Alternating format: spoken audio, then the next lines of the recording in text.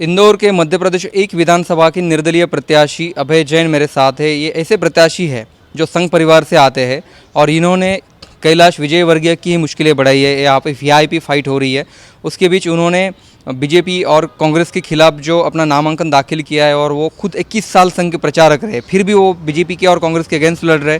हम उनसे पूछना चाहेंगे कि वो बीजेपी का नुकसान तो नहीं कर रहे, किस मुद्दे पे वो चुनाव में उतरे हैं और क्यों संगठन के खिलाफ जाके उन्होंने अपना नामांकन दाखिल किया है।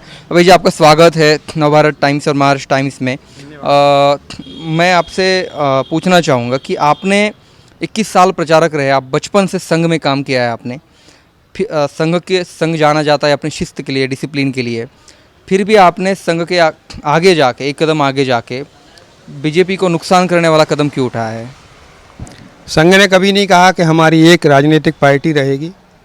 संघ के स्वयंसेवकों के लिए समाज जीवन में और अपनी विचारधारा, भारतीय हिंदुत्व की विचारधारा के आधार पर किसी भी पार्टी में काम करने के लिए छूट है।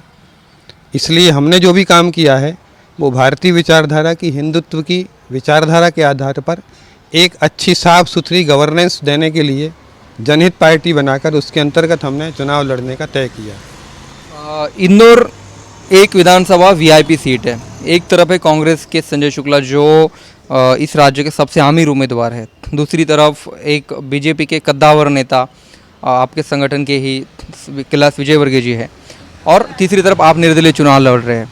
इसमें आपको ऐसा नहीं लगता कि बीजेपी का नुकसान होगा, जो वोट कटेंगे वो बीजेपी के कटेंगे?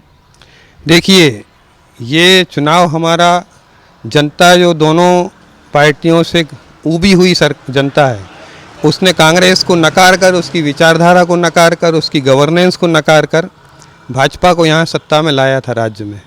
लेकिन भाजपा की जो सरकार है वो गवर्नेंस के मामले में कांग्रेस से कोई अंतर महसूस नहीं करा सकी जनता को।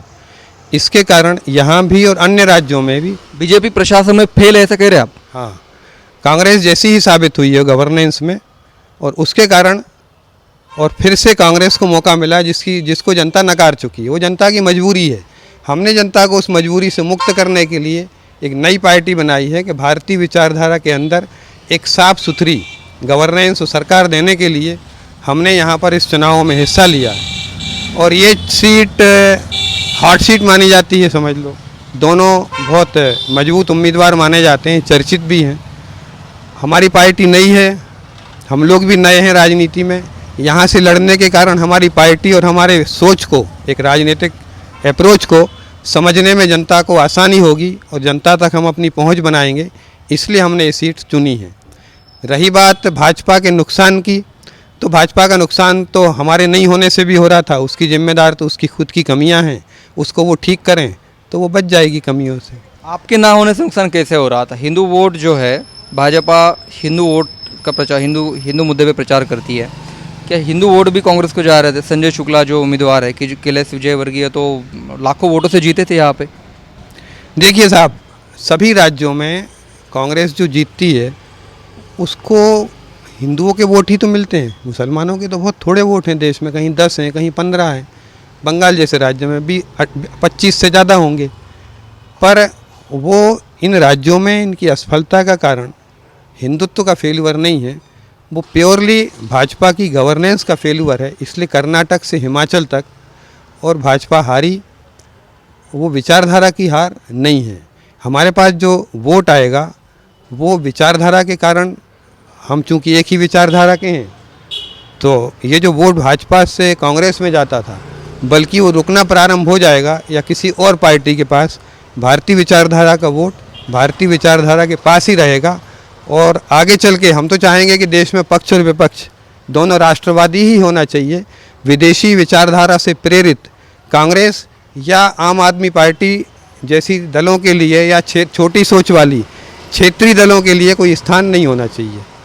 आपने नामांकन दाखिल करने के बाद बीजेपी में से किसी ने आपसे संपर्क किया? कैलाश विजयवर्गीय के साथ आपके रिश्ते, संगठन में काफ़ी साल आपने काम किया है, तो कैसे है? कुछ इसके बाद बात हुई है उनसे? देखिए साहब, हमारे रिश्ते तो संघ के सभी लोगों के साथ, चाहे वो राजनीति में हों चाहे कहीं और हों, बड़े प्रेमपूर्ण और अच्छे हैं और आगे भी रहेंगे।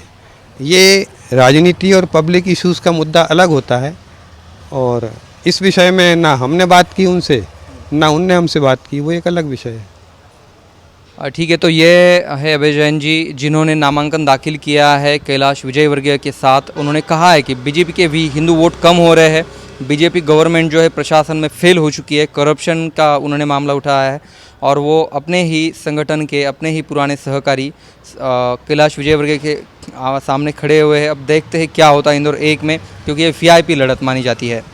एनबीटी के लिए मेरे सहयोगी पाचेंद्र कुमार टेमरे के साथ में विशाल बड़े, इंदौर, मध्य प्रदेश।